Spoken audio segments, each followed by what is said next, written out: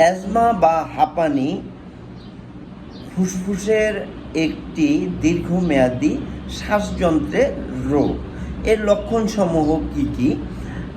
প্রথমত, শ্বাস নিতে কষ্ট হওয়া, শ্বাস নেওয়ার সময় শো শো শব্দ হওয়া, বুকে চাপ বা ব্যথা অনুভূত হওয়া, কাশি বিশেষ করে রাতে বা ভোরের দিকে বেড়ে যাওয়া,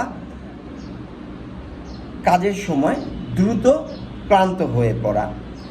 কী কী কারণে অ্যাজমা বা হাঁপানির লক্ষণগুলো প্রকাশ পায়?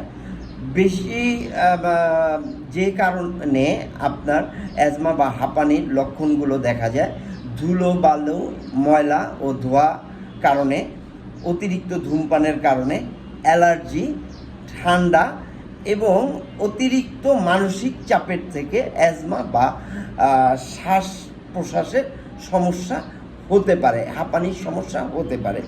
এক্ষেত্রে করণীয় চিকিৎসকের পরামর্শ অনুযায়ী ইনহেলার নেওয়া, ওষুধ সেবন করা এবং নিয়মিত ফলো আপে থাকা। এর প্রতিরোধে আমরা কি করতে পারি?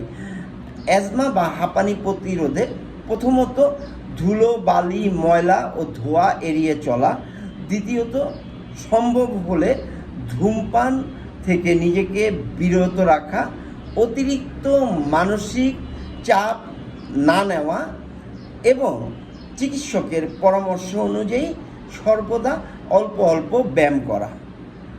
তাই অ্যাজমাকে অবহেলা করবেন না। অ্যাজমা বা হাঁপানি হলে বিশেষজ্ঞ চিকিৎসকের পরামর্শ নিন, প্রয়োজনে ট্রিটমেন্ট গ্লোবালের সহযোগিতা নিন। আমাদের ঠিকানা 31 R K Mitra road, Majid super market, Narayanganj. ধন্যবাদ।